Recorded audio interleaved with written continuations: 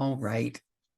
So we're going to be reading session 21 today from the Raw Contact, or the Law of One.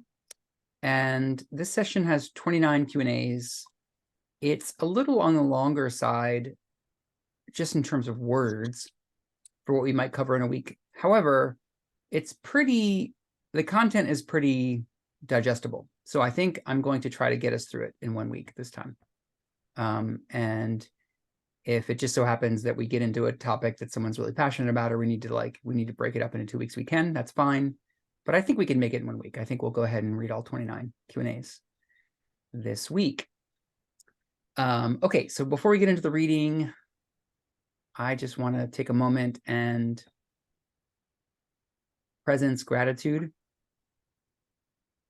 want to share my gratitude for each of you for being here, for creating this collective field of seeking truth and seeking the law of one.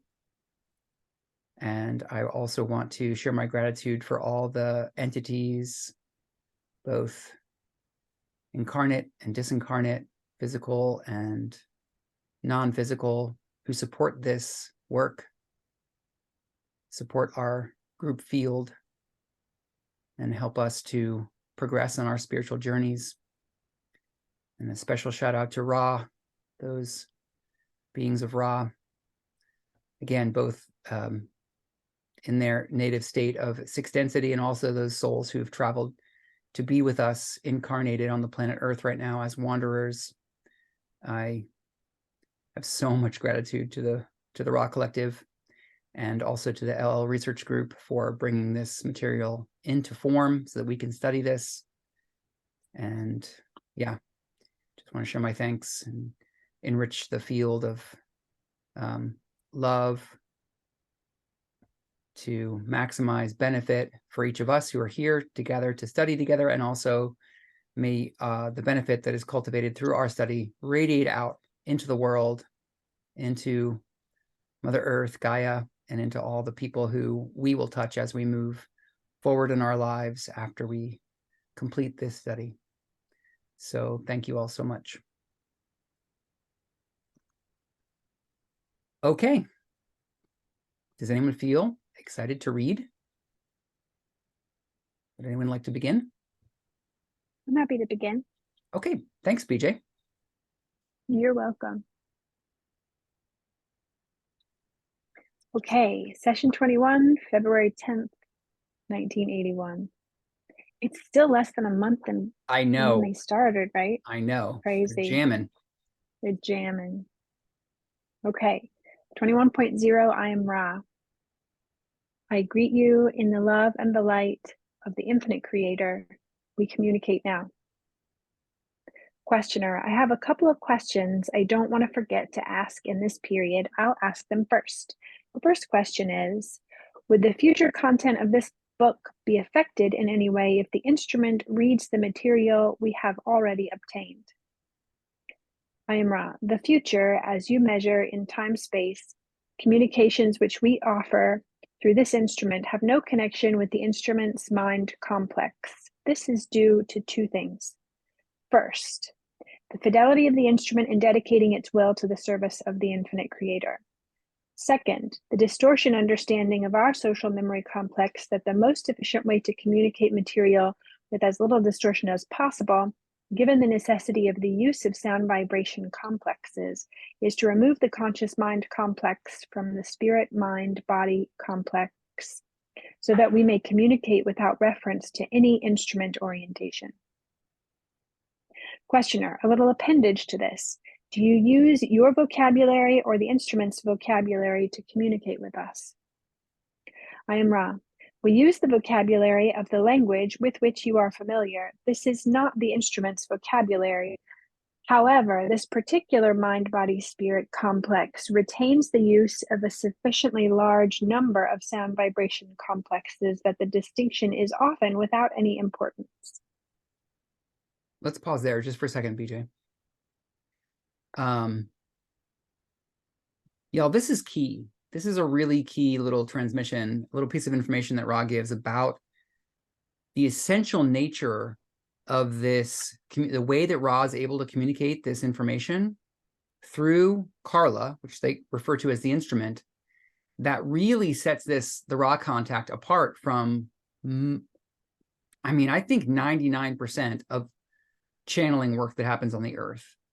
And this is a really key piece that I want to underline in terms of what makes this unique and what makes this really powerful. What they're saying here is that they're not sending concepts or images or words to Carla and then she's speaking them on behalf of Ra. What happens is Carla goes into meditation, she goes into trance, and she actually astral projects into sixth density. So her consciousness goes in and is protected by Ra. And then Ra directly sends messages to her body complex to vibrate her vocal cords to say words. So Ra uses Carla's body to communicate to Dawn in these sessions. And I don't know of any other channeling that's ever happened that way. But what makes the reason why it's significant is because what's clarified here in these first two Q&As is that they're not relying on Carla being able to translate their message. They're communicating directly from sixth density to third density. It's a big deal, and to me, it's worth pointing out the uniqueness of the way that they were able to, set up this working. And then the other thing I want to point out is that up until now, so the first 20 sessions have already been completed, but after they're done, Carla comes out of trance, she comes back into consciousness, and they're not sharing what came through. She doesn't know what's been said. So it's session 21. She has no idea what's come through at this point. Like, because Don he was really a scientist and he really wanted to maintain the purity of the contact. So he didn't share any of the transcripts with her. She doesn't know what she said. She doesn't know what came through her, which is amazing and interesting. And so Don's checking. He's like, can we share this with Carla? Will it in any way sort of like take away from the power of what's coming through? And Ra's like, no big deal. You can share. She can read it. It's fine. So anyway, I just wanted to translate what's going on there. Yeah. Any other comments or questions about that? Thank you for that. I do have a question. Mm-hmm. Do they say that she's astral projecting to sixth density? I don't remember that being said. Yeah. So I've later, only read it through once. This helps with context with my questions. I read it through once, but again, I was just so mind blown that a lot didn't stick. And this is one of the first books that I flat out said, I have to read this again. Yeah. Knowing that there was so much more to glean from this. And it's, so I didn't quite remember the specificity of her. I knew that she was astral projecting and that they were guarding her on that plane. Yeah. And I didn't remember that it was sixth. Yeah. She's basically going and she's sort of blending with Ra's home vibration, which again, my personal opinion is that she is of the Ra collective. She's actually a wanderer from Ra. So she's going into sixth density. And the way we learn that is that later, like pretty late in the material, I don't remember when, maybe the 80s or something, like session 80 or something. It comes through that they're all kind of having this experience of like feeling profoundly impacted by their work with Ra. And what Ra says is that there's kind of a bleed through happening. So every time they do a session, she's going and she's sort of like, she's steeping herself in the energies of sixth density. And it becomes increasingly difficult for her to come back and be in third density because the change in density is so profound that she's like, it's getting harder and harder for her to come back, essentially. And yeah, so we learn that like she is literally going and like her consciousness is residing in sixth density for the period where she's in trance. And so for her to come back, it kind of gets harder for her to come back and be in third density. One follow up on that, didn't they say within the last few sessions that, okay, that's irrelevant. The farther back, I forget which session, Ra confirms that they were all wanderers. And I remember Don had said, well, could you tell us from whence we came? And I thought, if I remember correctly, it was 2 upper fifth density and 1 upper fourth, I thought. And then they were like, yeah, you three have worked together before. And Yeah, that's why you're a group that's grouped before, and that's why this is so successful.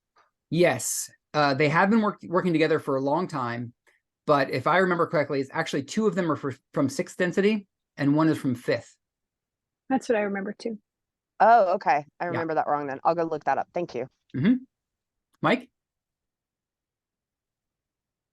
Yeah, I was just going to say that I've heard a lot of channelers talk about, how the channeling takes place for them.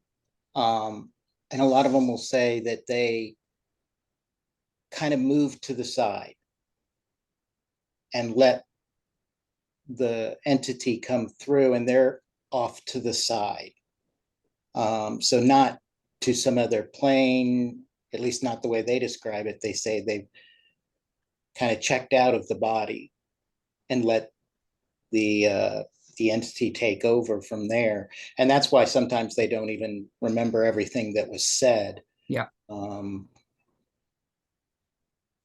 But so somewhat similar, but not this going to the sixth density. Yeah. Yeah. Which is very interesting. Totally. Yeah. That's right. Yeah, back in I'll share a little personal story. Back in 2014. Wait.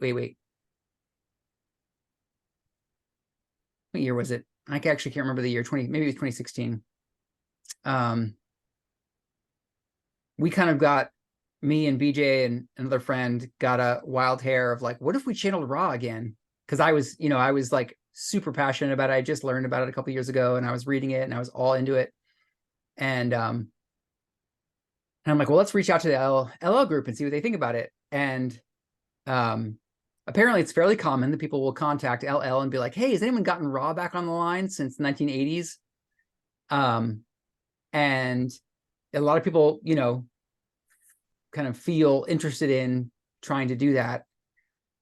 And there was something really special and magical and unique about the three of them, Carla, Don, and Jim, their harmony as a triad, and potentially their soul origins, one or more of them from the Ra group, that made the kind of unique qualities available, energetic qualities, metaphysical qualities available, so that they could like maintain this contact with Ra. And it's not easy. It's not simple. It's not like automatic. You couldn't just like on your own decide like one day to go reach out and, start channeling Ra. And one of the things they said that really stuck out to me, I think it was Jim who said, when they got Ra on the line, they weren't trying to do that. They weren't trying to like contact any specific entity. They were just making themselves available for Confederation contact, which they'd been doing for like 18 years. By the time Ra came through, they'd been practicing channeling for 18 years. And Jim's perspective, I think this was Jim saying this, Jim's perspective was if you go looking for a particular entity, it can actually backfire. Like if you have an agenda, basically, if you have, from your third density perspective, if you're reaching out to that, to the entities who are listening on the inner planes and available for communication, and you have an agenda for who you want to contact or what you want to bring through, it can kind of backfire on you. Like there's this gesture of openness and non-attachment that, that really, I think, helped them bring through such a clear channel. And from what they understood, and I think this is still true, there has not been a stable channel through which Ra has spoken since the 1980s. And, take it however you will, but that's my understanding. That's what LL has understood, and that's kind of what I understand. And there is this channeler from India who channels who says he channels the Confederation. And I just saw a video yesterday of him channeling Ra, quote unquote, channeling Ra. I am Ra. And I'm like, no, you're not. What are you doing? And who knows? Maybe the situation has changed. Maybe the energetics are different now. It's been 40 years since this happened. I'm a little bit skeptical, though. I think the Ra contact, the conditions were really specific and unique. What made this possible? Mike, did you have another question? Yeah, I was just gonna say, I actually did see that also, the guy that said that he's channeling Ra, and it just didn't feel true Yeah. to me either. It felt off. Um, but I was gonna say that isn't LL Research still doing like weekly channelings? And they channel a collective of entities called Quo, Right. which I believe includes Ra. That's right. Okay. Yeah. Yeah, but I And haven't seen anything where they're singling out Ra. yeah. It's the collective Quo that's includes Ra. Yep. And I think the one thing that's really interesting about that to point out is that Quo describes themselves as, they say, the principle of Quo, and it's a sort of blended group of 3 social memory complexes. So Ra's repping from 6th density, and then there's Hatan. I believe Hatan is from 5th density, and Latui is from 4th. And so they're doing that channeling work in the conscious state. They're not doing this trance channeling that Carla was doing when she was channeling Ra. And what makes that possible, I think, is that linkage from 6th to 5th to 4th. Because, Ra is, they call themselves a narrowband transmission. And I think what that means is that there's such a great metaphysical, vibrational, like, difference or delta between their home state and 3rd density, that in order to span that gap, they have to just make this laser focused transmission of information and vibration. And it's difficult to receive that. But with Hatan and Latui, to help form that bridge from 6th to 3rd, that's what I think allows the energetics to be more stable in a conscious channeling state. That's my understanding. And yeah, I think they do that work. They're continuing to do that work every 2 weeks is the rhythm.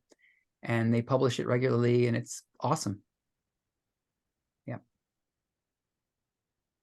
They even got to the point where it was like so many people wanted to attend it, because it's just done in a small living room. It's just in Jim's little living room, that they have like a you have to like reserve your seat in advance.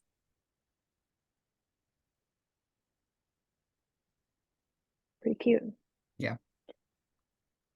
Okay. And I'll say this Go too, ahead. to respond to Mike real quick. You can go to the LL Research, and there's a search bar.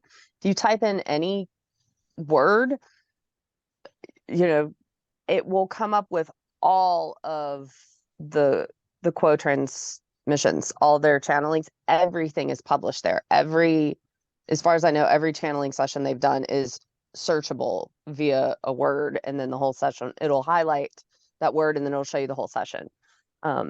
So that, and as well as the law1.info has the raw session each out, as well as like the books you can get and all that stuff. But just so you know that the LL Research website has that search bar that a lot of people like to utilize. It helps personally for me, and I know a couple other people, to help clarify. Oftentimes they'll ask for clarification from one of the raw sessions, and Quo will chime in with a lot of verbal explanation around it. So sometimes that can clear confusion from the session. So that can be a really helpful tool if you or anybody else is thinking about. I do recommend that. Yeah.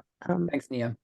Yeah, I think the other reason why people have the experience of, reading Quo and helping clarify some of the things that come up in the raw sessions is that not only are they following up on, like, hey, can you explain this part of it?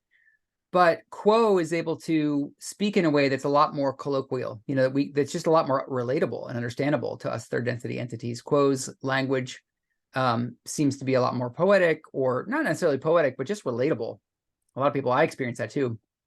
Ra's communication is very specific and sometimes obscure, and not always like, wait, what did they just say? It's almost like even though it's written down in words, it still feels like it's slightly phased out of 3rd density. It's like, wait, what does that mean?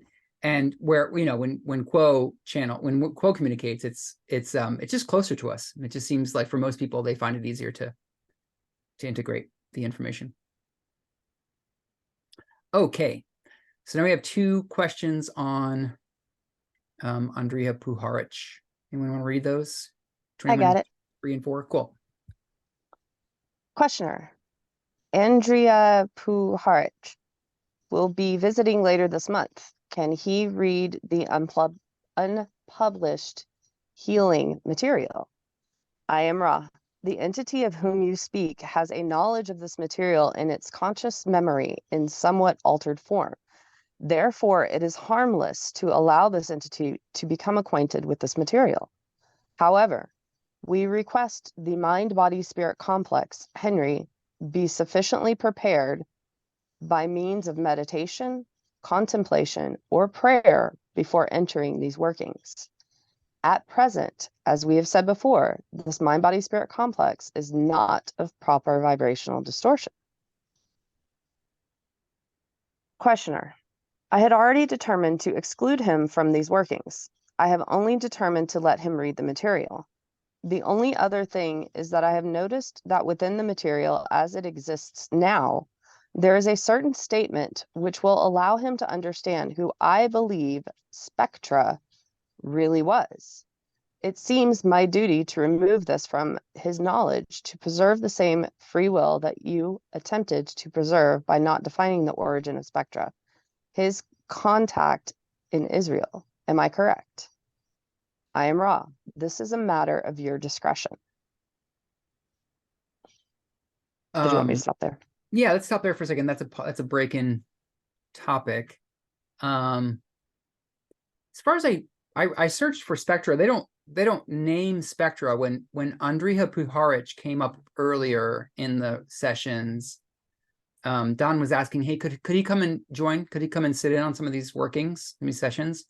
And Ra was like, he's not, that's possible, but he'd have to do some work first, I think is my translation.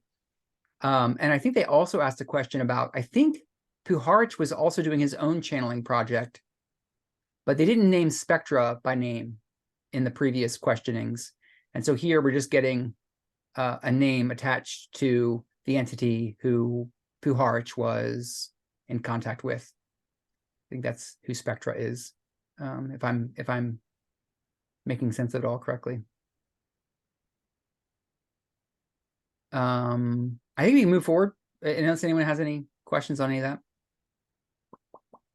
Okay, I'll take a turn. 21.5. That's what I thought you'd say. Well, now we'll get back to the business at hand of doing the book. I want, as we cover this early part of the 75,000-year cycle, I would like to go back a little bit, quite some distance perhaps, before the 75,000 years occurred, and take one more look at the transfer of entities from Maldek to clear up this point. I'd like to check the time that you gave us, because we have had some distortions in numbers back in the early part of this, and I'm afraid this might be distorted. These entities from Maldek were transferred how many years ago? Ra, I am Ra. The entities of which you speak underwent several transitions. The first occurring 500,000 of your years approximately in your past, as you measure time. At this time, the entities were transformed into a knot. This continued for what you would call eons of your time. Those aiding them were repeatedly unable to reach them. At a period approximately 200,000 years in your past, as you measure time, a Confederation entity was able to begin to relax this knot, from which none had escaped during planetary annihilation. These entities then were transformed again into the inner or time-space dimensions and underwent a lengthy process of healing. When this was accomplished, these entities were then able to determine the appropriate movement, shall we say, in order to set up conditions for alleviation of the consequences of their actions. At a time 46,000 of your years in your past, as you measure time, this being approximate. These entities chose incarnation within the planetary sphere. I'm going to read the footnote. Footnote says, the dates given in this answer seem to conflict with those given in session 10.1. Questioner, I see. Then no incarnation occurred before this master 75,000-year cycle of Maldek entities, correct? I am Ra. This is correct in the sense of incarnation in third density time-space. And there's another footnote here. This footnote says Ra possibly intended to say space-time here. 21.7, questioner. Were there any of these entities then incarnated in second density before the 75,000-year cycle? I am Ra. This is incorrect. These particular entities were incarnate in time-space third density. That is, the so-called inner planes, undergoing the process of healing and approaching realization of their action. Questioner, I don't mean to be covering ground that we've already covered, but there are some points that we have trouble with fully understanding, and sometimes I have to ask the question a different way to fully understand it. Thank you. So at the start of this 75,000-year cycle, we know that the quarantine was set up. I am assuming then that the Guardians were aware of the infringements on free will that would occur if they didn't set up at that time, and therefore did it. Is this correct? I am Ra. This is partially incorrect. The incorrectness is as follows. Those entities whose third density experience upon your red planet was brought to a close prematurely were aided genetically while being transferred to this third density. This, although done in a desire to aid, was seen as infringement upon free will. The light quarantine, which consists of the Guardians, or Gardeners, as you may call them, which would have been in effect, thus was intensified. I'm going to pause there. So we've got two questions on the Maldek entities and the timeline of their transfer. And then we can start getting into the Guardians and the Mars transfer. So any questions on any of this or comments?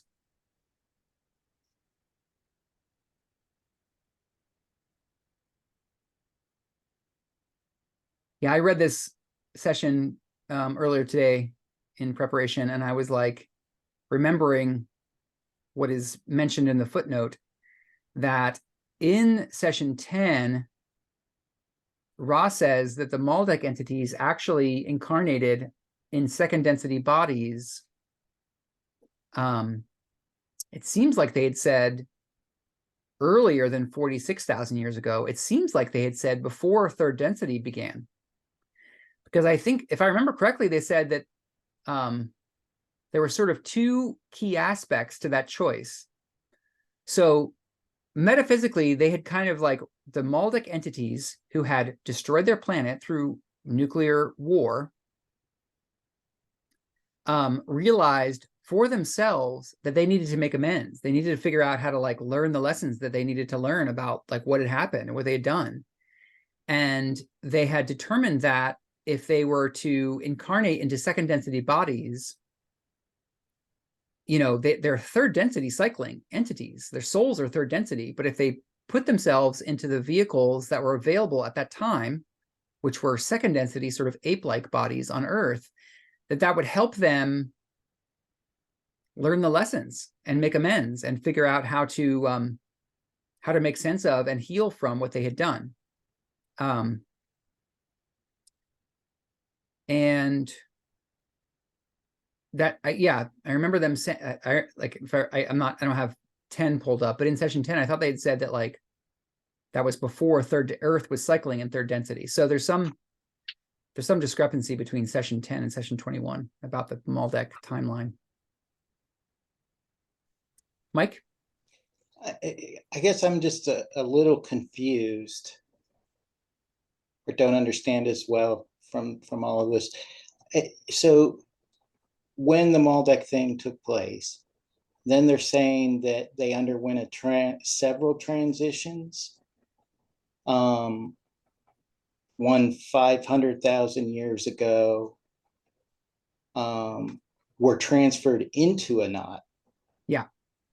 So was that something Transformed. done to them, or was that the effect of what happened on Maldek? Yeah, my take is that that was the effect. That was the natural, effect of, oh shit, what did we just do? Yeah. Yeah. And then they were working to get that knot out. I think it was sort of like a collective trauma. Yeah. Mhm. They were so traumatized or something like that that they were stuck in that experience of not Okay. until someone was able to help. Right. So this at 2,000 years, Confederation entity helped to loosen the knot. And is that when they says it transformed again into the inner or time space dimensions and underwent the lengthy time space? I always get space time and time space confused. Right. Totally. So time space is which? Okay. Time space is, I'll take it first pass. You could probably do it better than I can.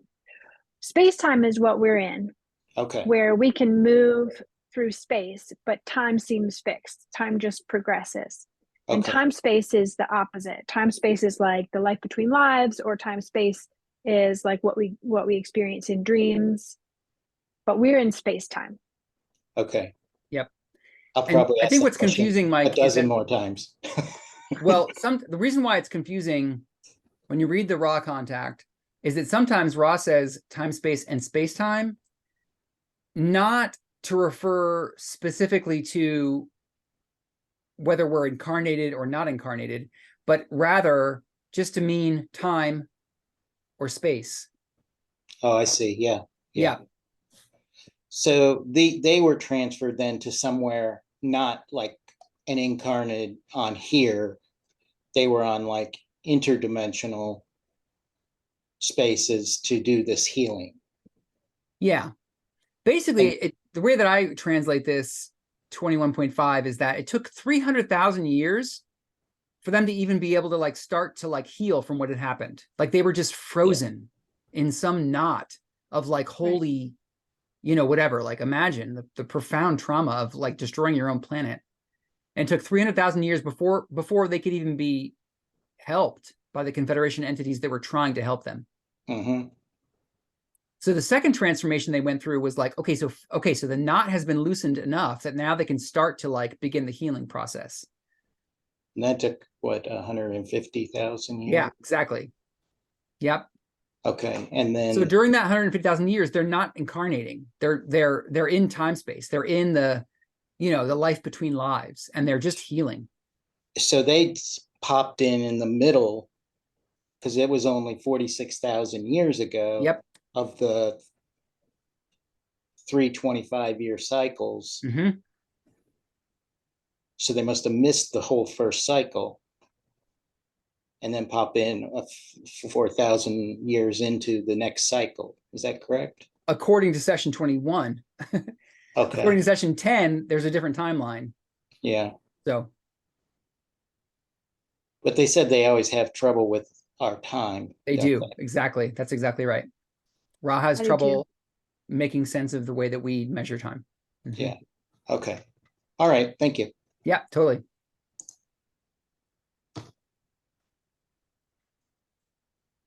I have a quick comment. Yeah. On the space-time versus time-space.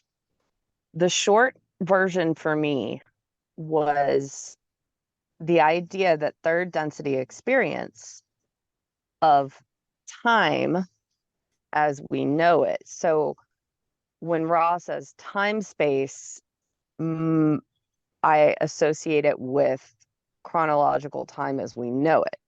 The flip side of that being space time is more about where we physically are in our third density perspective experience. So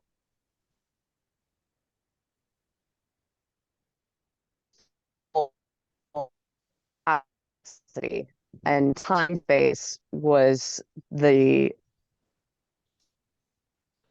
time that we perceive as third density physical bodies with brain. Is that, what do you think, Aaron? So that was just my brain's shorthand version of that. Now, then you throw into the mix that Ra could be saying time space in reference to, you know, the infinite, and again, boiling it back down into something our third density brains can kind of experience.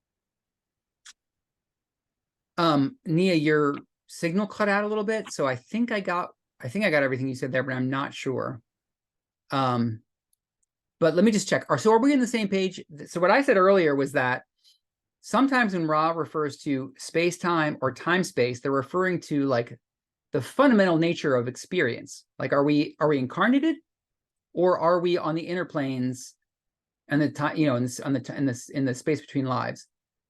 Other times they refer to time, space, and space-time, meaning time, what we call time, or what we call space. Are we on the same page? Is that what you were saying, or?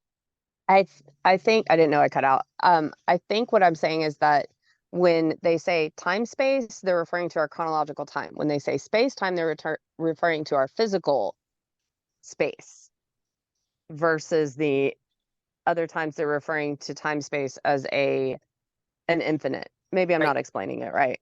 No, I think we're on the same page. It sounds like Okay. we're on the same page. Yeah. Yep.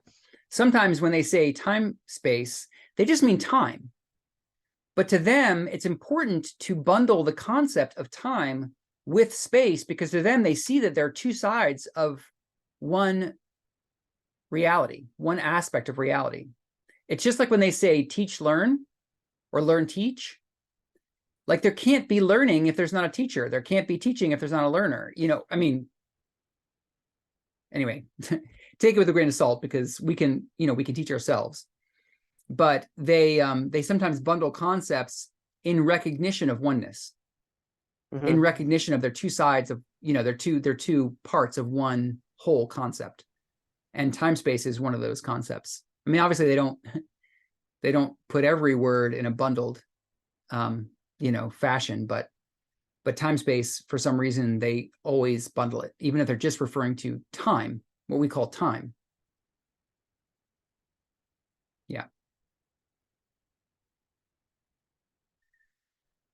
Okay.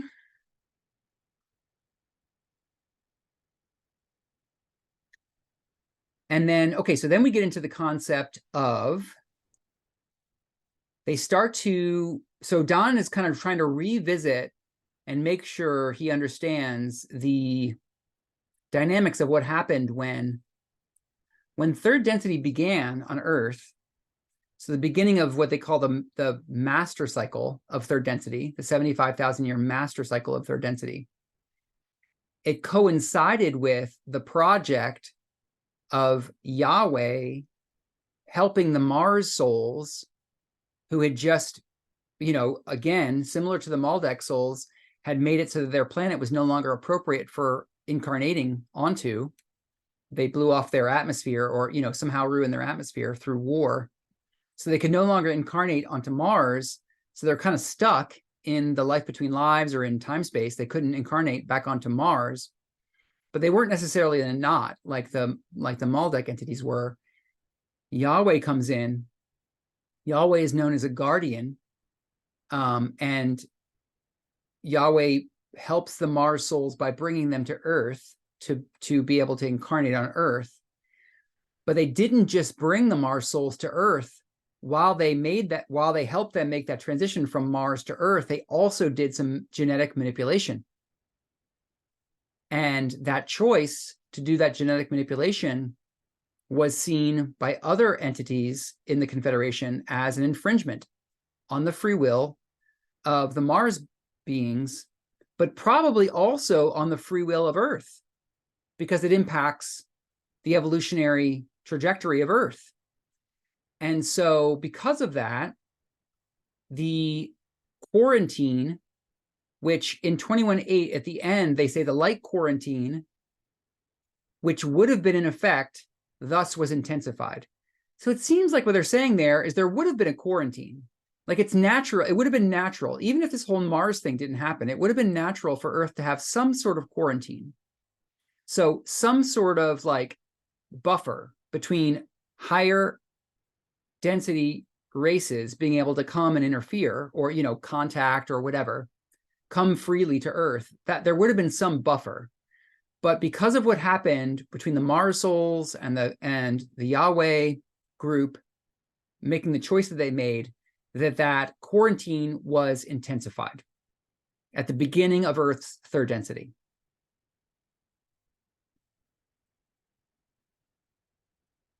That's what I'm taking. Any thoughts on that? Yeah, Mike. So do you think the how they were aided genetically? There's talk lately about, you know, since they've discovered DNA and they've been studying DNA in the human body and everything like that, that there's something that doesn't make sense in our DNA, that there's an advancement or a change in it that took place. And I haven't read deeply enough about it, but that wouldn't have happened from evolution is what they're saying. So it's people that are looking at this. Have you heard anything about that? I mean, okay, so just, you know,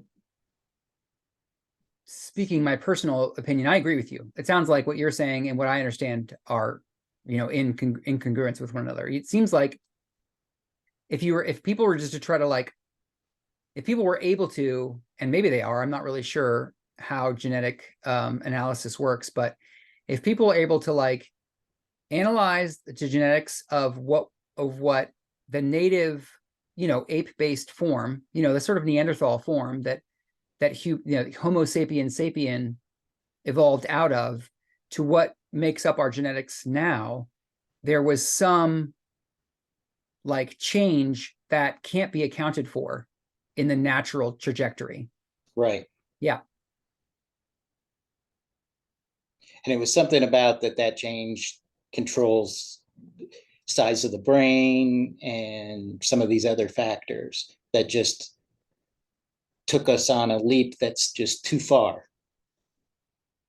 Yes, and it's subtle because when a planet transitions from one density and like becomes capable of then hosting the next density of life, I think naturally, like again, like, so let's just say like not Earth necessarily in the way that it happened here, but like in the natural course of evolution, planetary evolution, it does seem like there's a mechanism when second goes to third, there is some acceleration of genetic change to make the bodies appropriate for the lessons of third density.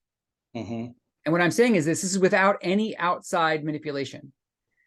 Because what Ra says is that within a generation and a half, so because a lifetime in the beginning of third density was 900 years, you might consider it to be 1300 years. So evolution is ticking along in its normal pace, right? So like genetic changes, mutations are creating the evolution of life naturally at a fairly slow pace. And then over the course of 1300 years, you would naturally see a leap from a second density life form, advanced second density life form, to an early third density life form that might seem profound, that might seem like a really sudden genetic shift. Mm-hmm. Even without outside genetic manipulation. And in Earth's case, there was also outside genetic manipulation, but that was just for the bodies of the Earth, of the Mars incarnating souls. That wouldn't have affected necessarily the native Earth incarnating bodies. Does that make sense? So it's subtle. Yeah. In other words, I think my opinion is that it's natural for there to be a sort of sudden, shift in the genetics of the bodies of the life from in the period of second to third density. I think it'd be natural to notice that there was a sudden shift.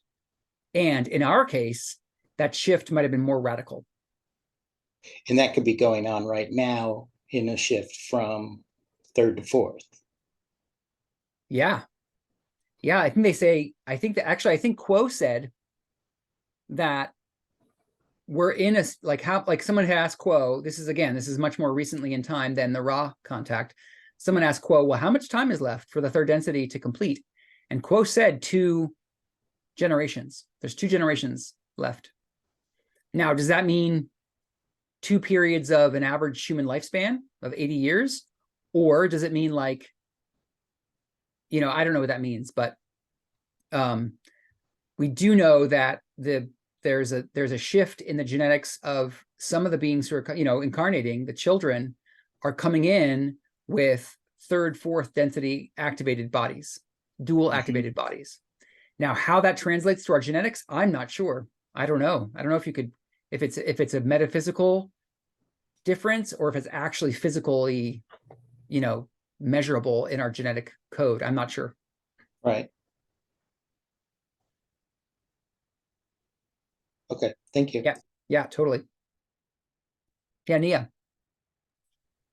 Just a quick one on the quarantine. Somebody recently brought up, and of course, analogies circle around and around what best suits, and someone recently brought up Star Trek, and it hit me in a different way than it used to, being very spot on with the idea of, forget the name of it, Galactic Federation or whatever.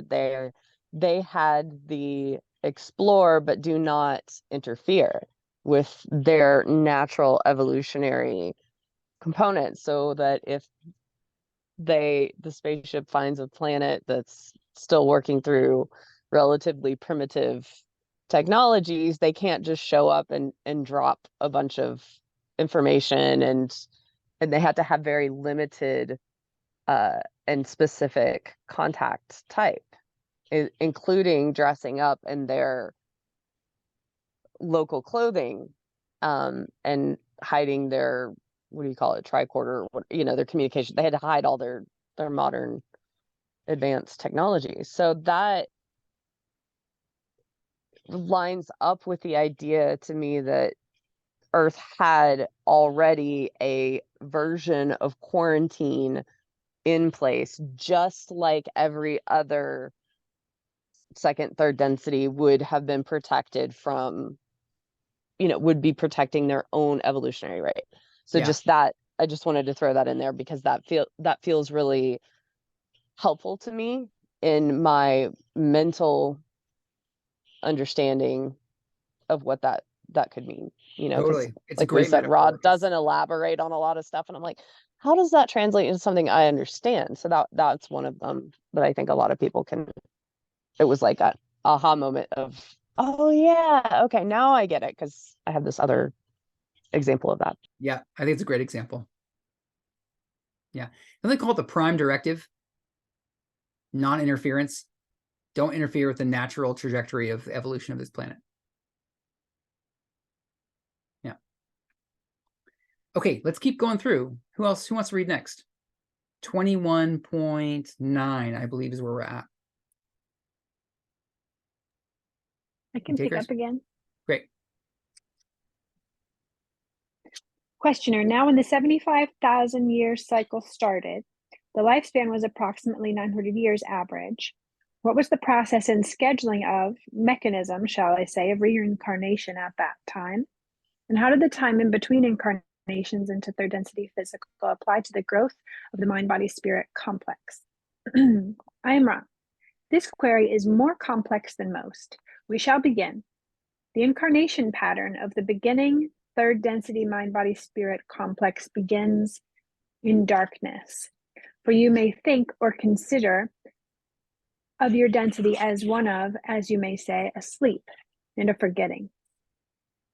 This is the only plane of forgetting.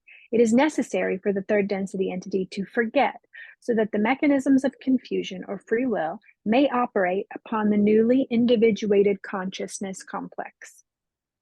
Thus, the beginning entity is one in all innocence, oriented towards animalistic behavior, using other selves only as extensions of self for the preservation of the all self. The entity becomes slowly aware that it has needs, shall we say, that are not animalistic, that is, that are useless for survival. These needs include the need for companionship, the need for laughter, the need for beauty, the need to know the universe about it. These are the beginning needs. As the incarnations begin to accumulate, further needs are discovered. The need to trade, the need to love, the need to be loved, the need to elevate animalistic behaviors to a more universal perspective. During the first portion of third density cycles, incarnations are automatic and occur rapidly upon the cessation of energy complex of the physical vehicle. There is small need to review or to heal experiences of the incarnation, as what you would call the energy centers begin to be activated to a higher extent. More of the content of experience during incarnation deals with the lessons of love. Thus, the time, as you may understand it, between incarnations is lengthened to give appropriate attention to the review and the healing of experiences of the previous incarnation. At some point in third density, the green ray energy center becomes activated, and at that point, incarnation ceases to be automatic. Questioner, when incarnation ceases to become automatic, I am assuming that the entity can decide when he needs to reincarnate for the benefit of his own learning. Does he also select his parents? I am wrong. This is correct. Pause there. I think keep going a little bit. Okay. Questioner, at this time in our cycle, near the end, what percentage of the entities approximately incarnating are making their own choices? I am wrong. The approximate percentage is 54%. Questioner, thank you. During this 25,000 year cycle, was there any industrial development at all? Was there any machinery available during this period to the people? I am wrong. During this first 25,000 year cycle. Oh, I skipped that? Yeah. Okay. I am wrong. Using the term machine to the meaning which you ascribe, the answer is no. However, there were, shall we say, various implements of wood and rock which were used in order to obtain food and for use in aggression. Questioner, at the end of this first 25,000 year cycle then, was there any physical change that occurred rapidly, like that which occurs at a 75,000 year cycle, or is this just an indexing time for a harvesting period?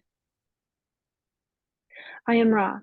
There was no change except that which, according to intelligent energy, or what you would call, what you may term physical evolution, suited physical complexes to their environment. This being of the color of the skin due to the area of the sphere upon which entities lived, the gradual growth of peoples due to improved intake of foodstuffs. Questioner, then we have a condition where at the end of the first 25,000 year period, I would say, I am guessing that the guardians discovered that there was no harvest of either positive or negatively oriented entities. Tell me then what happened, what action was taken, etc. I am wrong. There was no action taken except to remain aware of the possibility of a calling for help or understanding among the entities of this density. The Confederation is concerned with the preservation of the conditions conducive to learning. This, for the most part, revolves about the primal distortion of free will. Questioner, then the Confederation gardeners did nothing, I'm assuming, until some of the plants in their garden, shall I say, called them for help. Is this correct? I am wrong. This is correct. Questioner, when did the first call occur and how did it occur? Wrong.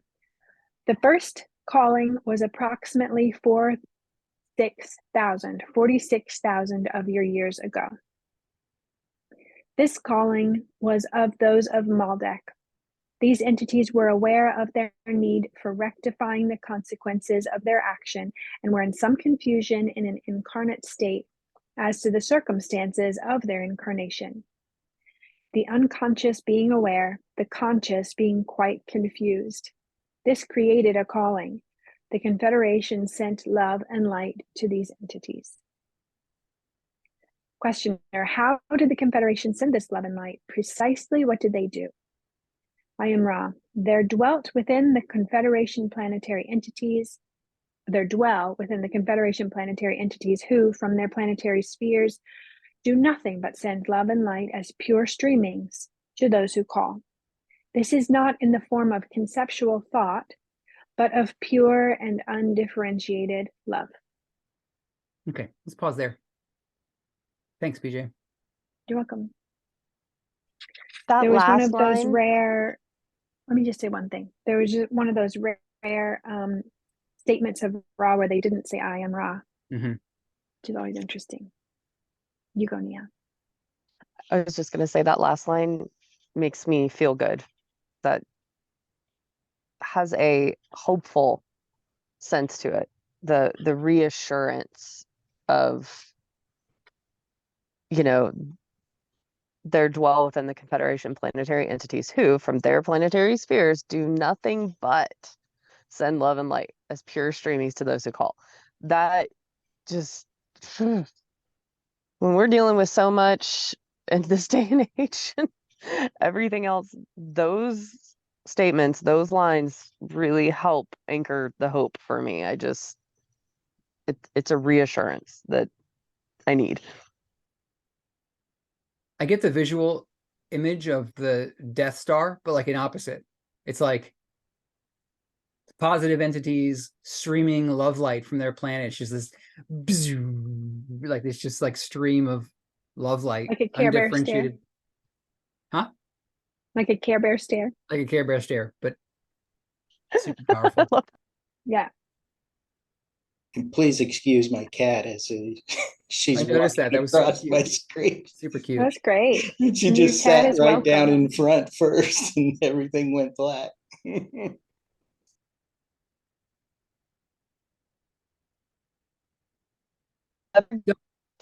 My dog is like this too. I've heard that cats especially are super in tune to the subtle energies. And anytime we get into a meditative state, they'll come, a lot of them will come and lay down and close their eyes and just be in that space with you and just kind of like soak up the vibes.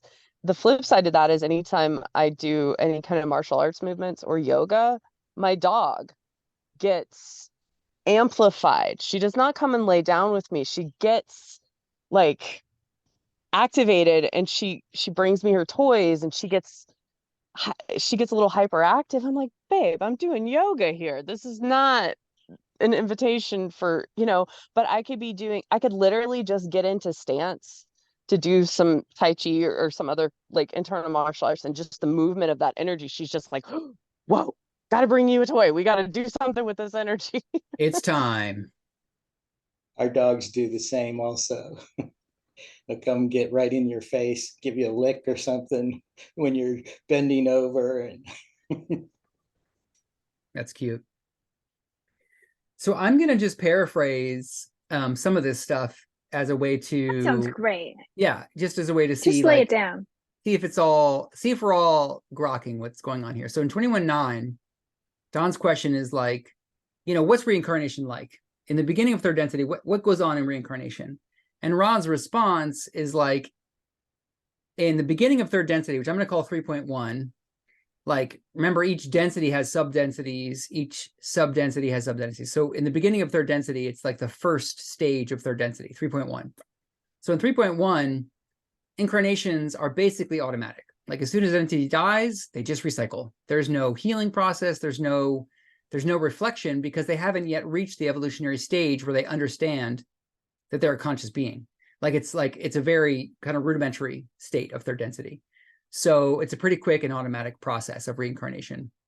And it's not until an entity has reached 3.4, which is when we activate the heart center, the fourth ray, that we kind of wake up to like, oh, wait a second, I'm a conscious entity, and I am choosing my polarity.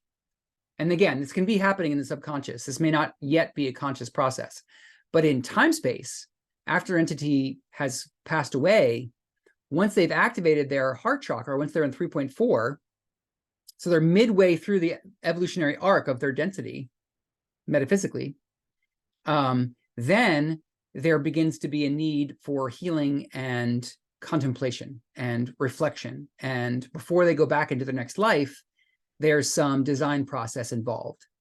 And then further and further along, the process becomes more and more under the conscious control of the entity, and less random, or less and less guided by the higher self. Mike? Yeah, I'm a little confused because I thought activating your fourth center would mean that you were ready to move on to that density. Is that correct or incorrect? I mean, that's a totally, yeah, that's really, I get you on that. And it is confusing. It is that I can also imagine translating what they're saying here as meaning that, but I guess we have to assume that there's kind of two distinct processes that souls go through in their path of evolution. And what they're talking about here is basically just like the light bulb turns on, the green light bulb of the heart center turns on. Okay. And we begin coming in contact with I'm going to call them the post-animalistic needs of human life that have to do with love. So it just means like, oh, wait a second, there's love involved in my life, in my life's journey. I'm interested in that. It doesn't mean like perfecting our choice of which love we prefer, the love of all, the love of the creator, the love of other selves, including self, or just the love of self. That perfection happens, and then we become harvestable. But what they're talking about here is just like the light bulb turns on for the first time. And the lessons of love like just start to become part of our life stream. Yeah. Yeah.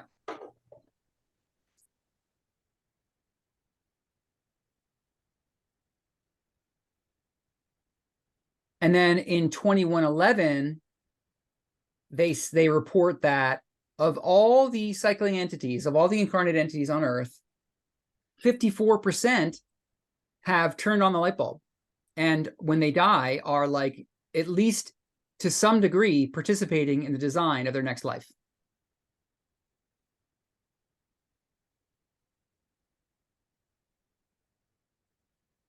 And then when they go on to talk about the first cycle, the first master cycle of 25,000 years, Ra's basically saying like, there was no major technological development in the first major cycle. So there weren't like, major cities or major, technological advancements in the first of the three cycles of third density. And where did we leave off? You read through 17, right? BJ? Yeah, I think so. Yeah. Yeah. I guess I want to focus in on the question of guardians and gardeners. Ra kind of refers to guardians, or what you might call gardeners. In 2115, Don says, then the Confederation gardeners did nothing, I'm assuming, until some of the plants in their garden, shall I say, called them for help. Is this correct? What do you all make of that? What do you make of this idea of gardeners, higher dimensional gardeners, or guardians? What does that mean? I think they prepare the conditions for soul evolution. They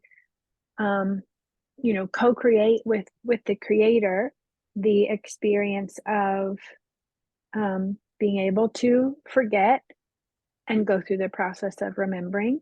So I think they prepare the soil in a way, and they steward their other selves through that process, but they also stand back and let them grow. Yeah. Unless one of the plants is wilting or, you know, whatever. It's like, Mhm. okay, here if you need me, but go ahead. Right. Yeah. Yeah. I had a quick, I gotta go right after this. The idea that they did a biodome and did all the right conditions, they did all this stuff, and the trees, you know, were growing big and beautiful and flourishing. And then they fell over. And they're like, we did all the right stuff. What did we miss? Wind. They needed the stress of wind pushing. All plants need to have something push against them to strengthen them. They won't, just like our bones don't strengthen without weight resistance against gravity. These trees were falling over because they were in a biodome. Even though everything else was the quote unquote perfect conditions, they forgot about wind. And so to me, that feels similar to, you know, us reconciling the idea that we need negative experiences and hardship as catalysts to push us towards growth. So, you know, Ra doesn't like to repeat themselves. Ra doesn't like to say, this relates to such and such. They just say that one liner, and then we're the ones that have to kind of go back and be like, wait, doesn't that have to do with what you said here? You know, and then gets us kind of in a larger, widens the stream of consciousness and thought. But I gotta go. Love y'all. Bye. You tap out and Echo taps in. Yeah, that was perfect. Good to see you, Hello, Echo. hello. Hi. So we just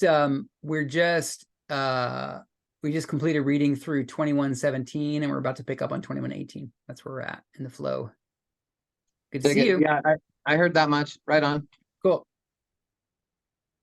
Okay, well, we got 20 minutes left. I'm going to go ahead and read a bunch, maybe the whole thing. We'll see, because I do want to finish the session today. Let's see if we can do that. So 2118. Questioner, did the first distortion of the law of one require then that equal time, shall I say, be given to the self-service oriented group? I am Ra. In this case, this was not necessary for some of your time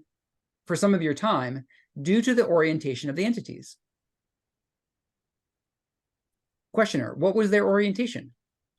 Ra, the orientation of these entities was such that the aid of the Confederation was not perceived. Questioner, since it was not perceived, it was not necessary to balance this. Is that correct? I am Ra. This is correct. What was necessary to balance is opportunity. What is necessary to balance is opportunity. When there is ignorance, there is no opportunity. When there exists a potential, then each opportunity shall be balanced. This balancing caused by not only the positive and negative orientations of those offering aid, but also the orientation of those requesting aid. Questioner, I see. I want to clear up a point here, then. When was the first contact by the Orion group in years? I am Ra. As we have said, the Orion group attempted contact approximately 60,000 of your years in the past, as you measure time. Questioner, I'm sorry, I meant the first attempt in the second major cycle. I'm now working in the second 25,000 years. How many years ago was the Orion group's attempt in that cycle? I am Ra. The Orion group next attempted in more fertile territory, approximately 3,600 of your years in the past, as you measure time. Questioner, in other words, there was no attempt 46,000 years ago by the Orion group to contact. Is that correct? I am Ra. This is correct. Questioner, as we progress into the second 25,000 year cycle, at this time, during this period, was this the period of Lemuria? I am Ra. This is incorrect. However, those who escaped the destruction of Lemuria by natural catastrophe and were thus of Lemurian background continued their learned teachings at locations ranging from your South America onward through the Americas, as you know them, and continuing over what was at that time a bridge which no longer exists. There were those in what you would call Russia. Tape ends. Questioner, just to quickly refresh my mind, how many years ago did Lemuria suffer its catastrophe? I am Ra. This was approximately 50,000 of your years ago. The origins being approximately 53,000 of your years ago. The damage being completed in that last small cycle of the first master cycle. Questioner, did you mean to say master or major cycle? I am Ra. The appropriate sound vibration complex is major cycle. Questioner, thank you. Then did the ending of this first major cycle have something to do with the destruction of Lemuria? Or did this destruction just happen to occur at the end of that cycle? I am Ra. There is a confluence of energies at the ending of a major cycle. This encouraged what was already an inevitable adjustment in the movement of the surfaces of your planetary sphere. Questioner, thank you very much. I apologize for being so stupid in making my questions, but this has cleared up the point nicely for me. Thank you. Then, in the second 25,000-year major cycle, was there any great civilization that developed? I am Ra. In the sense of greatness of technology, there were no great societies during this cycle. There was some advancement among those of Deneb, who had chosen to incarnate as a body in what you would call China. There were appropriately positive steps in activating the green ray energy complex in many portions of your planetary sphere, including the Americas, the continent which you call Africa, and the island which you call Australia, and that which you know as India, as well as various scattered peoples. None of these became what you would name great, as the greatness of Lemuria or Atlantis is known to you, due to the formation of strong social complexes, and in the case of Atlantis, very great technological understandings. However, in the South American area of your planetary sphere, as you know it, there grew to be a great vibratory distortion towards love.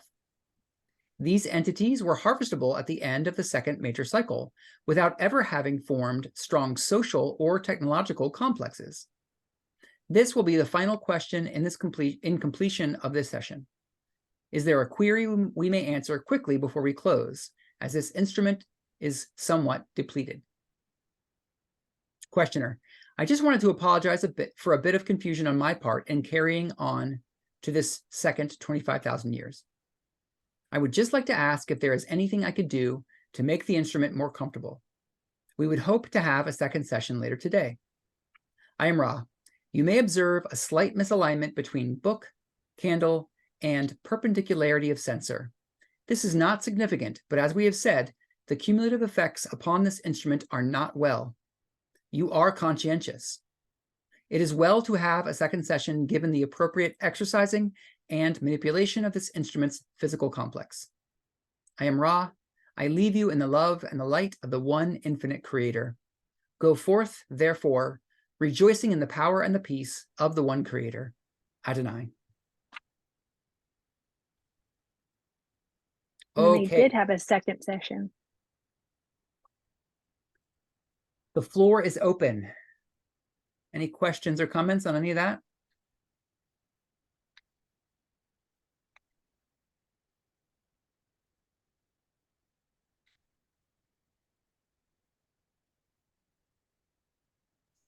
So he was saying that,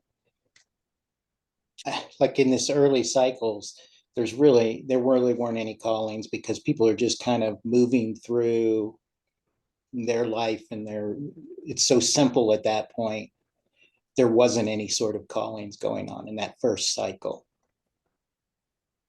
But is that, It but seems they like said that's that there were nobody was harvestable. So does that not correlate between the two? So wouldn't that have been odd to have no callings in the first one, which would signify that you're not progressing fast enough to get to any harvestable extent? Yeah, it's a great question, Mike. I mean, it's my take on it is that it would seem like it would produce a call if, you know, we were naturally aware of our purpose of being on Earth. If we were naturally aware of why we're here and we knew that our purpose was for spiritual evolution and to harvest and make our choice, then sure, if there was no harvest, you know, if there's no harvestability and there's no harvesting happening at the end of the cycle, that would produce a call. However, because of the veiled condition of third density, because of the veil of forgetting and the fact that entities don't realize why we're here, it wouldn't naturally produce a call because it's not apparent that that's what we're up to. Mhm. That's how I make sense of that. But yeah, I mean, it's a great point you make and good question.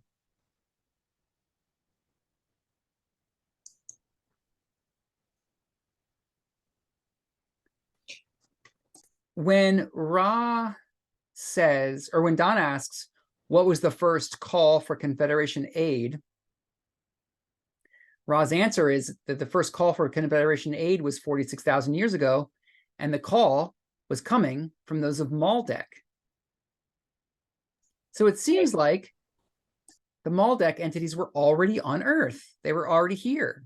It seems like they spoke correctly in session 10 when they said that the Maldek entities transferred to Earth into second density bodies and began, you know, cycling on Earth prior to 46,000 years ago, because then by the time 46,000 years ago came, they had been cycling, and then some of them were like, what the fuck is going on? You know, like it was a confusing condition to be a third density entity cycling as second density body. And they say these entities were aware of their need for rectifying the consequences of their action and were in some confusion in an incarnate state as to the circumstances of their incarnation. The unconscious being aware, the conscious being quite confused. This created a calling. So I don't know. Maybe it's not a super important point to make, but it does seem like the first call for Confederation aid came from the Maldek entities from Earth, and it came because they were confused. And of course they were confused. What a confusing situation to be in an ape body, but to have the consciousness of a third density entity, but not be able to talk. You didn't have the vocal cords. You didn't have the, you know, the fine motor control, et cetera, to be able to manifest third density consciousness. So what a confusing condition to be in. And they forgot that it they put also seems themselves, like it almost seems like a bad dream, like waking right, up in a body where you can't, like you're screaming and nobody can hear you or something. right, Like, totally, what the heck do I do with this? right. Yeah, powerful experience to choose. And it does seem very much like they chose it. They designed it from time space before they came in. They're like, all right, I know what we need to do. We need to severely limit ourselves. We need to go back and just have a lot of time to like contemplate and just cultivate patience and acceptance and, you know, whatever. I mean, I'm, you know, making those specific words up, but I imagine that's what it was like. Echo raised his hand. Yeah, Echo. What does it mean that I mean, what are the implications around the South American cultivating love and being harvestable? And refresh me what that means. So basically, like the only entities at the end of the second of the three major cycles of third density that were harvestable were a somewhat technologically primitive society in South America.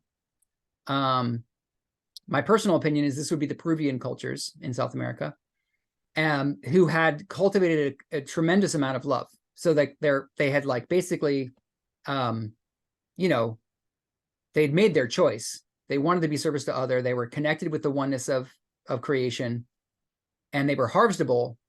And in a different session, we learned that even though they were harvestable, they stayed. So the second harvest completed, and they ended up reincarnating on Earth to assist the rest of humanity.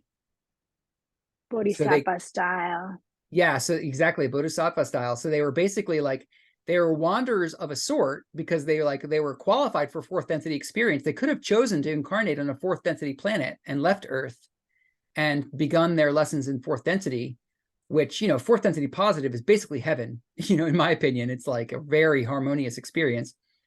But they opted to stay and help the rest of humanity. And thank you for that. That's awesome. Yeah, I appreciate it. Yeah. I don't know if you all have heard of the there's an ancient Peruvian civilization known as the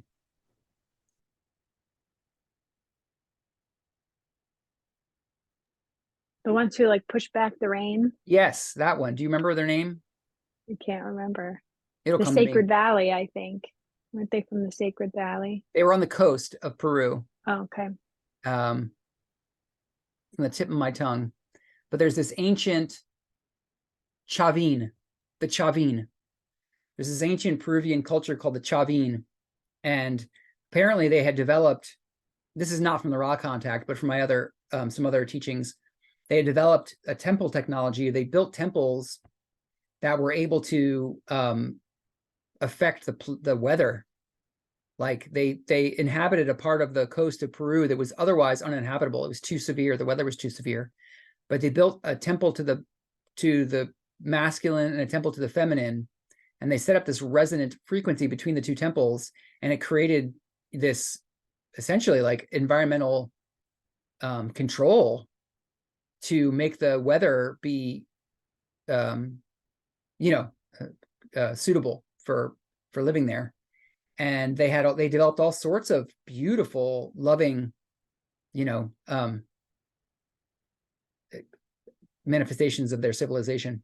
So I think it might be the Chavin. That's my personal theory on who this group they're talking about is. I had a couple of questions. Yeah. One on 21.28 in the answer, and they're talking about there was some advancement among those of Deneb who had chosen to incarnate as a body in what you would call China. Are they talking about Deneb the star? I don't know, but they mentioned, yeah, it's an ET. It's an ET. It's a it's an extraterrestrial source. So I don't know if it's a star or a planet, but they mentioned Deneb at other points in the material. Deneb is a supergiant in one of the constellations. Cool. Yeah. So that would be a star. You probably know more about it than I do. No, I just looked it up. I didn't know what Deneb was, so I looked it up. Yeah. And that's what it said. So that just confirms more about how many different entities we have here. Yeah, exactly. That's exactly right. Yeah, they said that there was 13 other planetary spheres. There's 13 other soul groups from other planets who came here because their planets finished third density and they still needed more time in third density. So the Deneb group would have been one of those planetary groups. Okay. Yeah. And then I was confused on the timing here of what they were saying about Lemuria. Did it end in the last 75-year cycle? It ended at the end of 25. So 50,000 years ago, it ended at the first end of the three master cycles. Okay, so the end of the first cycle for us. Okay. Yeah.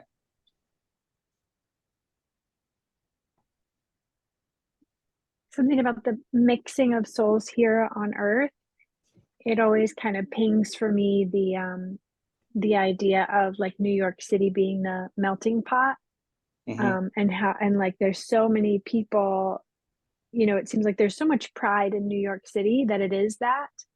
And it just feels like that's in some ways a representation of like of the, like, we kind of know, we intuit or something that our souls are disparate, and like you can see that through all of the different human cultures and types of skin and all of that. Yeah, just as interesting. Like Earth is the melting pot of this galaxy in a similar way that New York City is the melting pot of this planet. Yep, totally. Yeah, it seems that way. Mm-hmm. Yeah, one of the things that got my attention, Don's like, well, were there any major did anything big change at the end of the first major cycle? And Ra is basically like, no major changes, except, there were like changes in skin color based on where the different groups were living on the planet, and changes in, which one was that? There was another thing.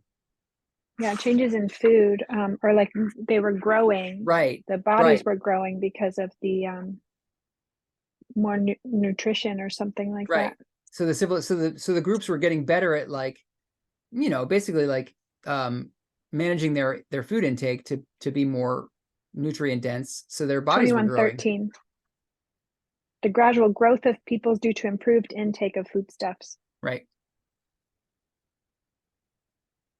And I can't really tell if that was compressed, those changes of body and changes of skin color were compressed at the end of the cycle, or if they just put that comment in there. But Don was asking specifically, did it precipitate any major changes? Did the end of a major cycle precipitate any changes? And Ra's response was like, well, there were changes in the skin color and the body size. That was interesting. So do you take that when they talk about the Orion group attempting 3,600 years ago, is that the negatively oriented Yahweh? Yes, precisely. Okay. Exactly. That's the Moses Jewish people channeling positive, then channeling negative. That whole process started 3,600 years ago. Yep. Right. Okay. Yep. And before that, it seems like the only time that the Orions had any contact with Earth was in the project to create the power imbued figures in the Pacific Islands and in South America, the Moai head statue things, and maybe the other ones in South America. Yeah. And that wasn't very successful. That didn't produce a lot of negatively polarizing people. And so then they just kind of like backed off for a good long time until the Yahweh thing happened.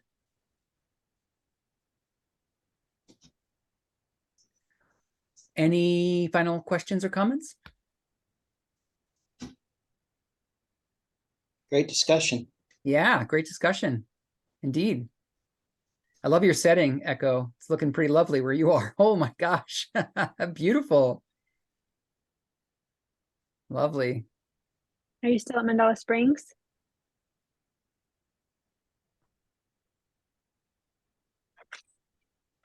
Where's home now?